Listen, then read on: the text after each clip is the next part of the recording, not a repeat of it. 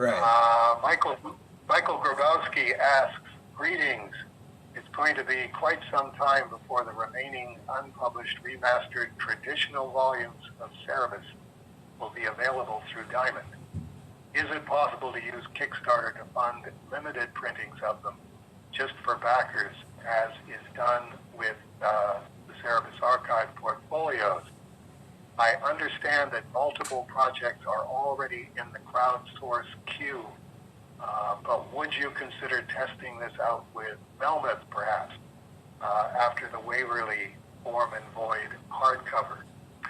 I got a phone message from Rich L. talking about a $200 hardcover, and this I think you've been talking with him about that, and a few people have been picking up on that, trying to figure out, A, is it possible to do something that's just for the core insiders, and B, how do we get the price down to something sensible? What's the progress on that?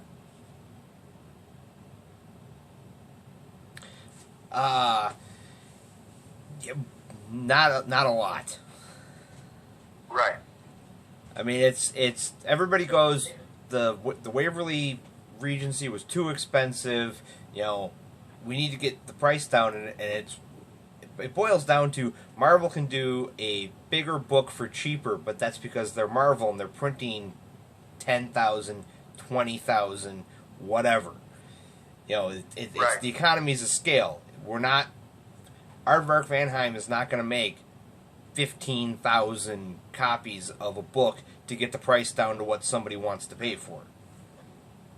Right. Yeah. I mean, it's one of those, and also, if you get down to the ridiculous extreme of the smallest print run, and you go, okay, we've got 6 people here, each of them willing to kick in $500 to get one of these 6 books, and the printing bill is going to be $3,000.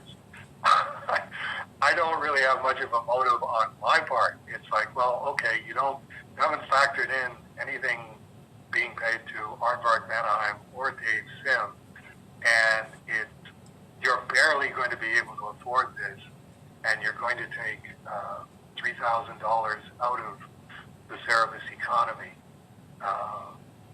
So I think the short answer to it is everyone who's interested, stay in touch with each other and do the research that you can do to figure out, is it possible to do something like this? And what is it that we want to do? I mean, that's the other problem is, I think this came out of the Jesse Lee Herndon transcripts, wasn't it? Doing like a book of Please Hold for Dave Sim transcripts. And it's like, well, if a Cerebus fan was going to spend $500 on something, it wouldn't be that. There would be something else that they would be interested in, a 3-volume complete notebooks or something like that. Or the back of the book CD-ROM searchable text project that people were working on a while back.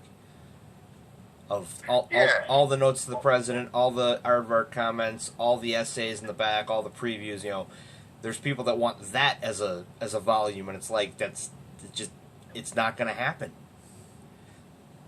Yes, it's one of those. You could maybe do it digitally, and it would require an enormous amount of volunteer work. Saying, okay, we know the giant pit that we're having to dig here, and we've only got so many shovels, so everybody has to just keep shoveling as fast as they can to get all of this in one place and then make it searchable. But it's going to have to be a completely altruistic, we're doing this just because we want this to exist. And that's where the expense comes in. How many hours is everybody willing to put in to get that done? There's only so many hours in the day, only so many hours in the week, the month, the year, the lifetime.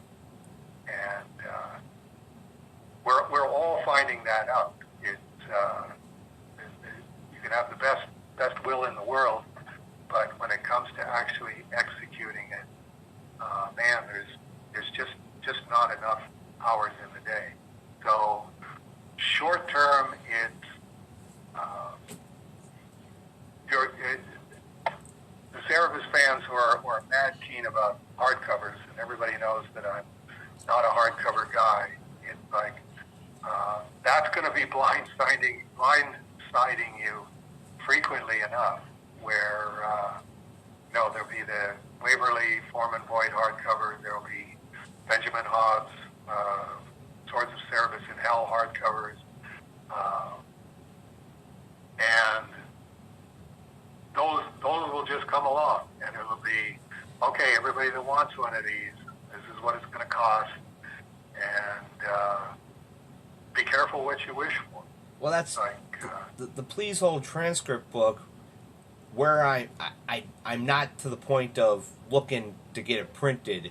I'm still, mentally assembling it, and I have to go through, read the transcripts, make sure there's no errors, format them, and then Amazon does print on demand, and I was going to see, okay, what does it take to get into that, and all, and basically it would be somebody orders the book off Amazon, and they print it and ship it, and, you're going to get a 1-1 printing of whatever book it is, whenever you want the book, and it's one of those, I know that there's things I have to do to get it done, but it's like, I'm not there yet, so I'm not going to worry about distributing the book I haven't written. Right. I mean, the closest analogy that I'm aware of personally is Sandy Atwell doing his Malcolm X book, which was all of Malcolm X's speeches transcribed. And he actually transcribed all of them, and is still finding new material all the time. But when he did finally get all or close to all of it done, it was this 2 giant books, 2 or 3 inches thick, and it's definitely a worthwhile thing. I'm inclined to contact him and go, now that you got it, like he got hardcovers printed out for himself, got hardcovers printed out for a couple of other people. That is something that I would like to have in the Cerebus archive, but it's not something that I would ever even sit down and read. I'm not. If I was going to reread Malcolm X, I would barely have time to read his autobiography,